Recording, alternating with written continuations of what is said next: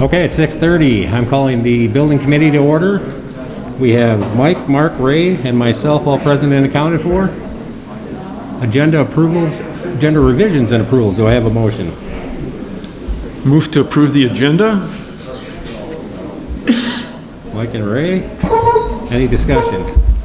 All those in favor? Aye. Aye. That passes. Approval of the minutes of January 11th, 2021. Do I have a motion? Motion to accept the minutes as presented. Mark? Do I have a second? Second. Ray, second. Any discussion? All those in favor? Aye. Aye.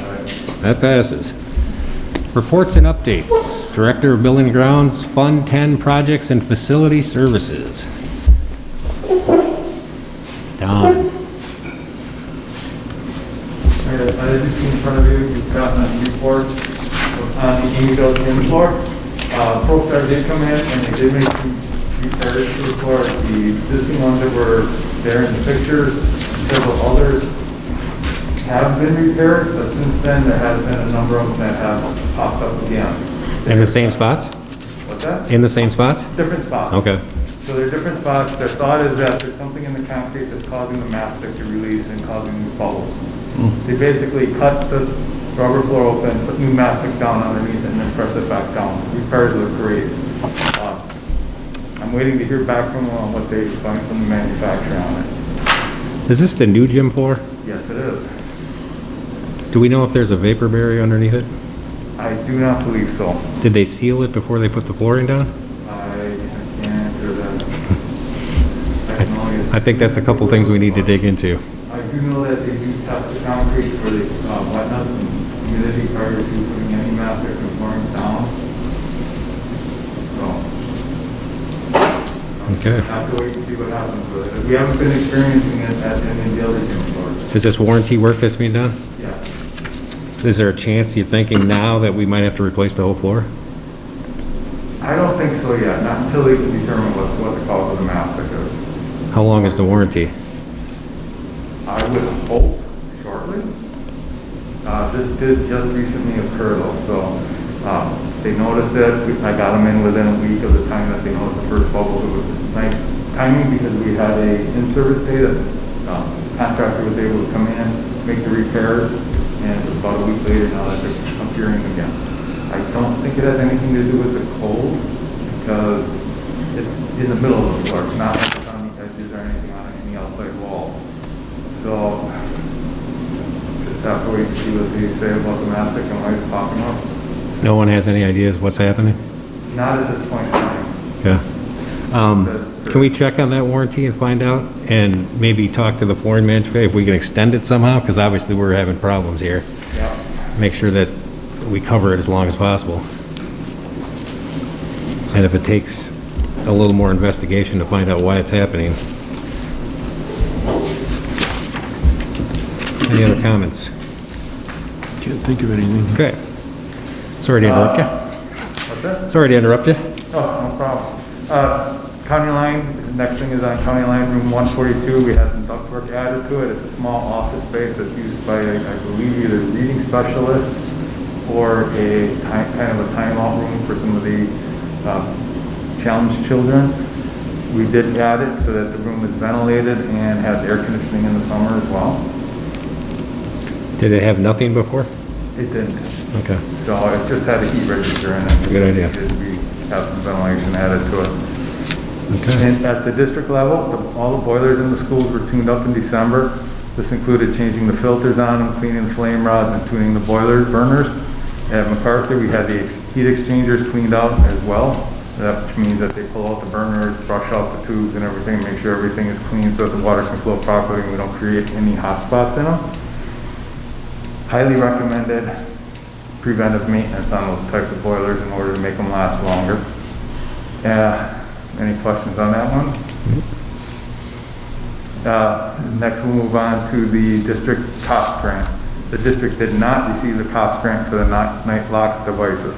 The devices are on hold until we can get the funding available. It's approximately $35,000 to complete the project, or if we can get another round of grants that we receive. Do we know why we didn't receive it? We do not. They don't give you any reasons for it. They don't even tell you that you didn't get it. I actually had to go online to check. So I was kind of disappointed in that. Hadn't heard from them. I was like, okay, it's long overdue. We should have heard by now. Rockfield, we have the 2010 boilers here at Rockfield School. Next time that they need to be replaced, we really need to increase their sizes. Presently, they're 750,000 BTUs. They could be increased to 1 million BTUs and not affect their footprint in the boiler room. A little bit bigger boiler, a lot more BTUs available. Right now with the 750,000 BTUs, the two boilers in weather like this are just constantly running. They can barely keep up, especially in the morning times when all the HVAC starts up. We're dropping to 130-degree return water, which is not good for a boiler. Presently, what I've done to help alleviate the cold return temperatures is I've got the units starting staggering on not extreme days and extreme cold like we're having right now. I just have everything running 24/7 until we get out of the extreme cold. It does keep up with the required heat in the building. It's not that we have any cold spots or anything, but it is something that really, next time that these are updated, they need to be a little bit larger. Typically, we have what they call 2/3 redundancy, which means 2/3 of the time, one boiler is going to handle all your heating issues. It's when you get into these extreme colds that you're going to have to kick that second boiler in. Not that they don't both run alternately to get even wear and tear on them, but if you just want to have that redundancy so that you have that safety margin in it. That way, if a boiler goes down in normal weather, you could still have the building functioning. If we were to lose one of these boilers in this type of weather, we couldn't keep the building. So they're running in series, is that what I'm hearing? Correct. Okay. And as you can see on the graphs that I provided from the training program, you can see the difference between prior to making the adjustments, which was the top graph. We definitely were hitting well below 140 on our return temperatures. And then after the adjustments were made, we were hitting just about 150. It's still a pretty big span between our supply water temperature and our return water temperature. But we're able to heat the building at least.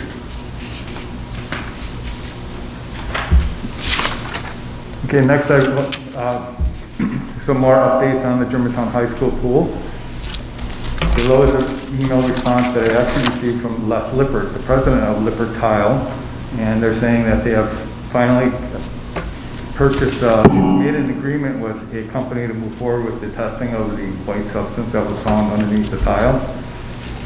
It does not appear that we're going to have to replace the entire pool at this point in time. Presently, the repairs that were made to correct the spacing of the expansion joints and getting over the actual expansion joints on the slab seems to have solved a lot of delaminating issues. I have bought the deck recently and nothing new is popping up. We do have some pop tiles and some missing grout, which we're going to be repairing in the upcoming weeks when we shut the pool down for our summer maintenance. Hopefully by the time that that work gets here, we'll have the answer to what that white substance was. If it is just the effervescence coming out of the concrete, there's nothing they can do about it anyhow. At Germantown High School, we've noticed that there's some of the pool starting blocks are starting to show indications of rust. We have 3 blocks in particular that kind of look like the one in the picture. These starting blocks, I don't know how clear you can tell, but there's about 1 inch of water sitting underneath that cover. And that inch of water is supposed to be draining through a weep hole that's at the bottom of the hole where these stands are mounted in. These 3 that have the water standing in it are showing the indication of the rust. So what we're going to be doing is we're going to be pulling those out, reaming out the weep holes, because they found out information that they actually are holes just drilled in the bottom of the mounting plates that go into the gravel pit. And then hopefully that'll solve the problem of the water standing in there, which should resolve the issue of the rusting, because the other lanes don't have any rust on them and there's no standing water at the post. What exactly is rusting? The post itself, the standing block. They're made out of steel. Yep. They didn't make them out of stainless steel. Nope. Okay. Brian, I got a question. Go ahead, Bob. When you say "we," who's "we"? Are we doing it, or is the supplier, or the vendor that installed? Our doing it? district maintenance people will be doing it. Does that void any type of warranty? Because this shouldn't be occurring. I don't think there's any warranty on it anymore. And yes, I'd have to agree it shouldn't be occurring. Have we revisited this with the supplier that installed it? Yep. What'd they say? They said that the water, standing water shouldn't be there. I actually had to wait a week to find out whether there were weep holes underneath it or not. They said that they did drill out the bottom plates and that it needs to be reamed out and cleaned up and made sure that they drain just as part of regular maintenance. And So this is really a maintenance issue, not an installation issue. If the weep holes are covered with debris or whatever. we'll know more when we Right, drill them out. okay. Because right now, they did try to stick some wires down them and you couldn't get any wire through it. It went in about an inch. Got it. So our next step is to pull these out when time, opportunity permits, get something in there, drill them out and see what happens from there. Can I put in slightly larger weep holes? Will that That's help? gonna be my plan, see if we Okay. can, and I don't know how big they are, I haven't actually visually seen them. If they're using like a 8-gauge wire, they can't be very big. My suggestion to them would be, let's make them 3/16 quarter-inch holes. Yep, That way there will never be any issue with water. and several of them. Yeah. Go ahead, Bud. One last question on maintenance. I'm presuming, we've never had a pool, well, we had a pool before, we covered it up, but we've got a new pool. I'm presuming that when I say they, the installer provided a maintenance schedule for us that requires some, like weekly maintenance, monthly maintenance, bi-weekly maintenance, so that we can, based on that maintenance schedule, and maybe we do this once every 2 months. We pull these things up, look at the weep holes. I'm presuming something's in place like that. We were not aware of this particular thing. We did have work provided with a maintenance schedule for the filtration system and everything in the water treatment side of it, but we were not provided anything when it comes to the stands. Diving boards, we have some owner's manuals, but again, this is a book that's this thick. Got it. So, a lot of manuals to have to go through to be able to figure out what's what. Okay, thank you. I guess the one other thing, I don't know if Mark can help with this, but if there's something we can do around that post, either caulking or painting or something to keep the post from rusting, even if it does get wet, I don't know if there's any application for that, but something to consider as well to help it out. Because if those rust out, that's dangerous. These are designed to be removed. They're just held in with a wedge that's tightened up with a set screw. They're Wow. not meant to be in the pool continuously. Right. And we never take ours out because they're constantly being used. It'd be difficult to be in a worse environment than a pool, so even the stainless steel is gonna rust because of the chemicals. That was even my concern about the steel argos and the sealing in that environment is they did a lot of special paint on the seal because of the exposed steel in the roof. So even just the steel that's not exposed directly to the water is going to potentially have issues. So, I mean, down the road, you're even gonna have to take a look at, that's not gonna be any owner's manual or anything, that's something to watch, is any buildup or steel in the roof if the paint isn't kept up to date in the ceiling, just because of the environment.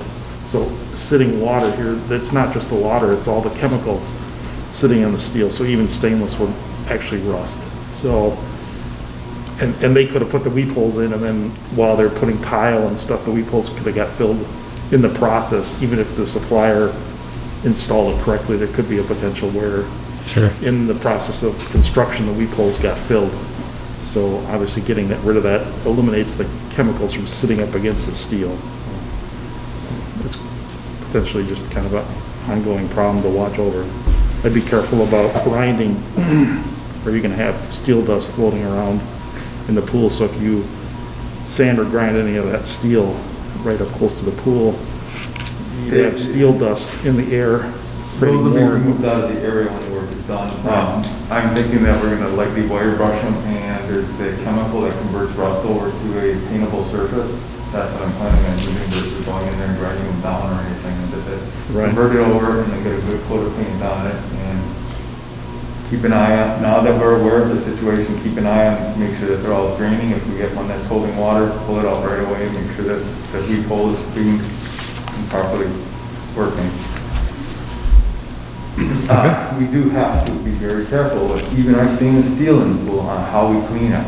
They suggest that we even use car wax on it after we're done cleaning it to prevent any chemicals and buildup on the stainless steel, believe it or not. Okay, moving along. Okay, next you'll see some field house striping game lines that have been cracking and wearing over time. I did have Schmidt Flooring visit it, take a look at it. They're going to be getting back to me with a price to reline the volleyball lines on the west court so that the color can be consistent on that court. I found out with talking to them that the color that was used was a custom color, so that they couldn't match it back up exactly. That's why the coloring is a little bit different than the original yellow when they made the repair. The repair was actually from, if I'm not mistaken, the bleachers that are in that space being pushed over, they stuck feet on it, scraped up the paint off of the flooring. Some of the other stuff that's showing, they indicated that for a 2-year-old facility, it's normal wear and tear. They said that's something that's going to be, we're just going to have to continue to be monitoring and either take the time during summertime shutdowns to repaint it and touch it up, or it's just part of having that type of floor. Germantown PAC leak. This is a continual issue in the PAC. Stevie Smith has been contacted again about this. They had a meeting with International Concrete.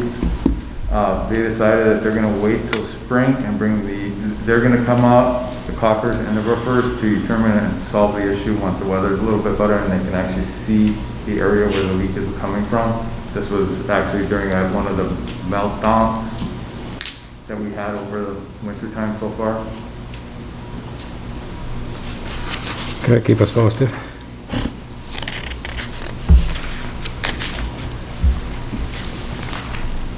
Any questions? Which wall is that? What's that? Which wall is that in the PAC? It's behind the stage, it looks like? That is behind the stage, correct. It's actually the south wall on the stage. Okay. Is that affecting any flooring? No, Okay. not at this time. Okay. It is kind of running onto that fire alarm system though. If I'm not mistaken, I can't tell in this picture. I believe that's a speaker strobe that water's running down onto. Yeah, I was noticing that's kind of the HVAC area. There's no electrical issues with that either? No, so far it's more of a nuisance, and the fact that we're getting water in a brand new building. It shouldn't be leaking. Okay. Any other comments, questions? Right, Amanda? Have we been able to dry that area in the PAC? Do we have a fan on it to help it dry? It's presently not leaking, Okay, so the leak comes and goes. okay. Good. All right, moving along. Number 6, we have no unfinished business. Number 7, new business.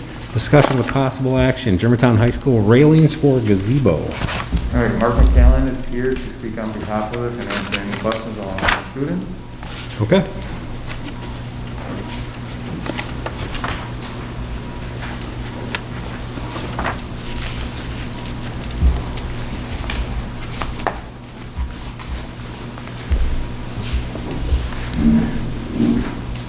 Welcome. All right, hello. So I'm Tatum Catalano. I may look familiar as I do present at regular board meetings as well. So I'm a senior at Germantown High School, and throughout my time here at Germantown, I've participated in the environmental club, taken the environmental science course offered at the high school, and have greatly enjoyed both. I'm here today to ask the board to approve the environmental club's restoration of essential parts of our outdoor classroom, including the school gazebo and the abandoned brick building that could be a possible water testing shelter. So the environmental science students have materials necessary for activities at the ponds within the gazebo and have the opportunity to use the abandoned brick building near the river to do the same. The gazebo is used to gather for instruction, study phonology, and to review and reflect on findings. The uses for the gazebo, however, are endless, from environmental science classes and clubs to English classes that use the shelter for free reading. In my freshman year English class, the gazebo was used to act out portions of the play Julius Caesar, and in my Spanish class, we used the gazebo as a backdrop for filming educational music videos. The structure is used by students, but it can also be a great meeting place for sports teams, academic, professional, and social clubs, teachers, staff, and visitors to the high school, as it provides a beautiful outdoor space right on the GHS campus. There is a true safety hazard that exists within the gazebo's broken railings. In order to safely use the gazebo, the condition must be addressed. Without this repair and the continued use of the gazebo, the students will not have the ability to experience the hands-on learning that tremendously affects the understanding of the data and materials presented. The gazebo allows us to do this hands-on learning, as well as provides an outdoor space that safely offers a change in educational scenery for students. Now, the abandoned brick building located near the Menominee River on campus could be essential in the activities completed by the environmental science classes. Equipment such as hip boots, filters, and buckets can be stored safely in the building. However, the roof on the structure is near its end. Restoration of the roof and therefore the structure would allow the continued participation in the Testing the Waters program sponsored by the DNR.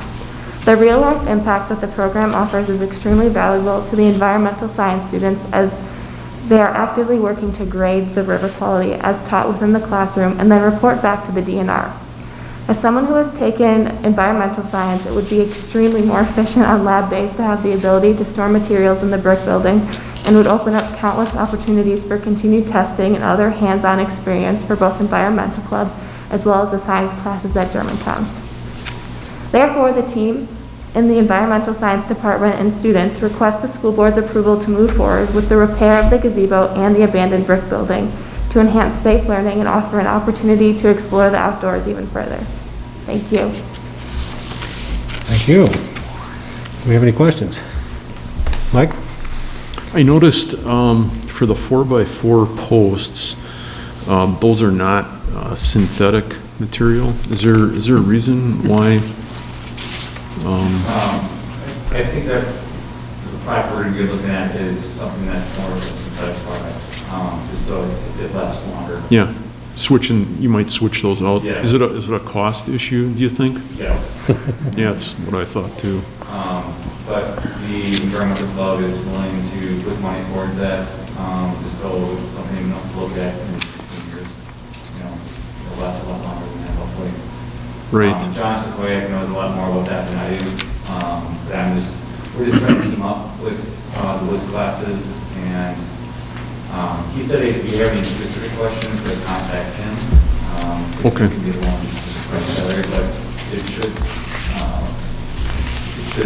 go with the ADA requirements that are out there. So. Okay. Yeah, when I was reading the material for today, I compliment you and Mr. Stahoyak for getting the students involved in building this, repairing it and building it. It's great hands-on work, I believe, that might last them a lifetime. I'm curious, this could even be a Don question, that block building that's down by the river, what was that, the original purpose of that? I actually had to do some research on the building because I had no idea of this existence being school property. I traced it back as far as I could. I believe it was a old Wisconsin Bell switching building. And then when Mequon Road was rebuilt, they switched the switching station to the other side of Mequon Road. I could find no record or no indication from anybody about who actually owned the building. That went back to, I don't remember the exact date, but it was sometime in the 80s when Mequon Road got rebuilt and that transfer occurred. The district does own the electric meter that is on the building now. So at some point in time, we must have taken possession on it that we took the electrical account. Okay, just curious. So it is on our property? It is on our property. Okay. I also heard that from an older teacher that it was used for water testing back in the 70s, 60s, 70s, because it's right by the river. I don't know, that holds water, no pun intended, but Okay, and it was a little less clear on that building. Is the entire roof structure going to be replaced on it? Because it looks pretty shabby right now. it's very dilapidated. Actually, I looked in the building a couple years ago, and I got a key from one of the janitors at the high school, and I opened the door, and there was a family of raccoons looking at me. Nice. So, yeah, the roof has to go, Okay, which is small. It's not a very- yeah, yeah. So I think it'll probably come in within that $500 budget. We're hoping so, yeah. Yeah. Very good, thank you. Mark?